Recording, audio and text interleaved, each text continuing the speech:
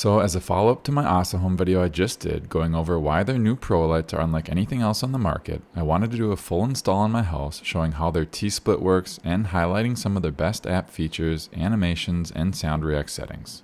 Now in that first video, I ran their lights along my garage, and when I got to the end, I used a couple extensions to jump all the way up to the second story where I put up just enough lights to get some good shots and demo footage. However, there was such an overwhelmingly positive response to this kit that I wanted to go ahead and install these on the rest of my house to give you all a better idea of what these are capable of.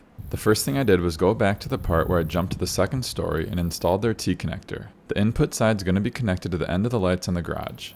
I'll then connect the long extension wire going to the second story to the main output, and finally the lights that'll continue along here on the bottom level will be connected to the branch output.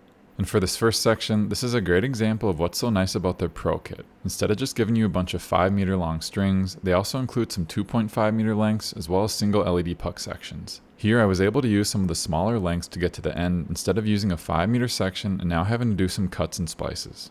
Now I'll eventually use some of their extension pieces to make the jumps around the pillars, but for now I'm going to continue along the lower part of my house and make my way all the way to the end on the left. After I finished the bottom, I continued where I left off on the top and worked my way to the left. And remember, all the lights on the second level are now connected to the main output section on the T-connector.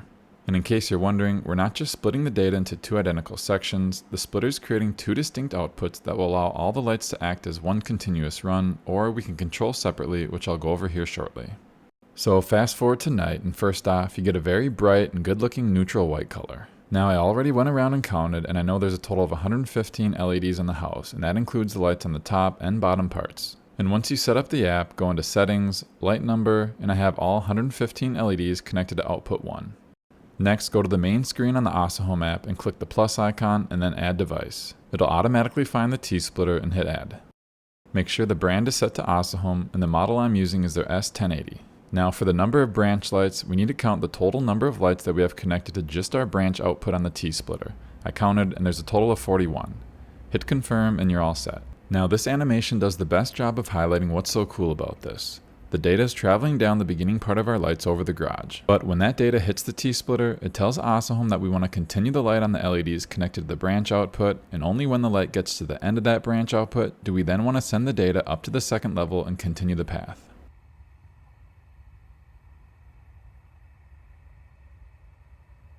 So before this T-splitter, which by the way works with Govee kits as well, with these plug and play type permanent lights, if you wanted this effect of jumping from one level all the way to the other side of the second story, the only way to get this continuous run would be to connect a crazy long extension wire to the end right here, and then run it the close to 30 meters all the way to the beginning of the lights over here.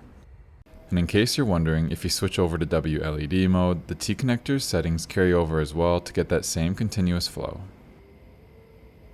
Now considering other than holidays, these will primarily be used for white lighting, and having a nice looking white is an absolute must. This kit has both a dedicated warm and cool white diode, so you're going to be happy with the performance in this area. And I'm sure it's obvious to see from the video, but these lights get extremely bright. I don't even have my outdoor house lights on, and the entire front area is lit up extremely bright at 100%. Another thing you'll notice is the app is snappy and responsive, and these lights are able to get extremely dim at 1%, which is always a pleasant surprise. But even though white light is certainly important, it's not as fun as playing around with the colors and animations, so let's go over some of my favorite examples. I'll start off with my all-time favorite, which is Meteor. Now this is way too fast, so on almost all effects, if you hit the circle button right here, it lets you adjust certain attributes of the animation, so I'm going to slow down the speed to get a nice relaxing effect across the house. Then what I like to do is explore different color palettes to find one that really stands out for whatever holiday or occasion you're going for. And whenever you find a combination that you like, just set it as a favorite to start building your list. Fireworks 1D is another classic. This one is a little bit more crazy, but would be perfect around the 4th of July. And this is definitely another one where it's fun to play around with the different color palettes to find something unique. Now for even more color options, make sure to check out Color Library. This lets you choose a lot more different schemes based on different categories. I found some nice ones under the animal section that worked really well with the fireworks. And while we're still on the topic of fireworks, Starburst is also one of the best faster moving animations. This one always reminds me of the grand finale at the end of the show, and it's one of my kids' favorite effects to play in the house. If you're wanting more soothing and less chaotic animations, Lake is one that I always keep coming back to. It's not too much, but still enough where you get the smooth movement that I love.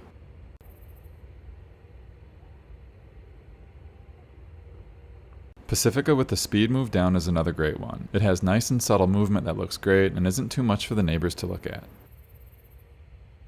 And Washing Machine is one you also have to check out. For some reason, this is one I always just stare at, mesmerized by the transitioning lights. Next, I want to show you how easy it is if you want to reverse or mirror the direction of movement on the lights. First, go to your settings and make sure Advanced Features is turned on. Back at the main screen, you now have access to this area. Click the drop down and it'll let you choose between 3 different options. Positive, which is running now. However, if you want the animation to go the other way, simply select negative and the direction will immediately reverse. Then you have the ability to mirror the movement, which will give you even more options when it comes to finding the perfect animation and effect that you like. Moving on, and Zone Control is another feature that takes advantage of this advanced mode. This is where you can separate your LEDs into different groups to control independently of each other. To do this, hit the plus icon in the zone settings. Here it'll say the total number of lights that we inputted from before, which is 115. I'll first give the zone a name, which I'll just put as bottom lights. Under Add Segments, hit the plus button, and then I need to tell Asahom what lights we want part of this first grouping. I know that I have 67 lights on the bottom level, so I want to have it start at 1 and go to LED 67. Hit save and all the other lights turn off, and I'm just controlling the bottom area. You'll notice that there are now 2 selections right here. You have all lights that'll switch you back to everything, or bottom lights that'll just be the LEDs in the group I set up. And as you can see, I'm able to go in and change the lights to whatever I want, and since I'm still in the bottom light zone, it's only going to change those lights and leave everything else alone. Now to add another section, click plus, give it a name, and then for this, I'll do the remaining lights, which is 68 through 115. Hit save, and I can now control just these lights completely independent of the bottom group I created.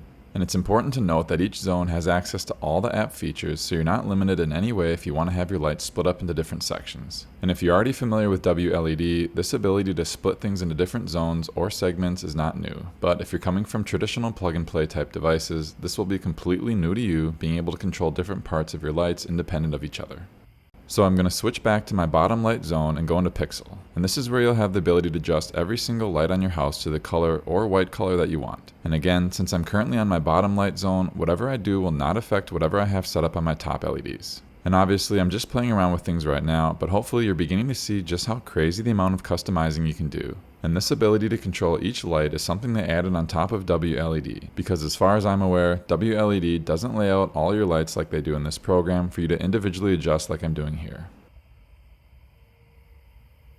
Having this zone control allows you to do stuff like this, where you can have the top and bottom lights set to the same animation and color so that they're doing the same thing versus the lights looking like they're one continuous run like I did at the beginning part of the video. And remember, you still have the ability to change the direction and mirror on both of these zones as well. And then by going back to all, just like that, you're back to controlling everything together as one big group. Now the last thing I want to touch on is the Sound React, which is found in the Audio RX. This works very similar to the Effects tab because you can select what type of sound effect you want, you can adjust the gain, lower it to not pick up ambient noise, as well as different attributes of how it reacts, and of course change it to whatever color palette you want. Make sure to check out all the different options, but my favorite ended up being Grav Centric and Grav Center with having the light set to mirror, and here's how it turned out.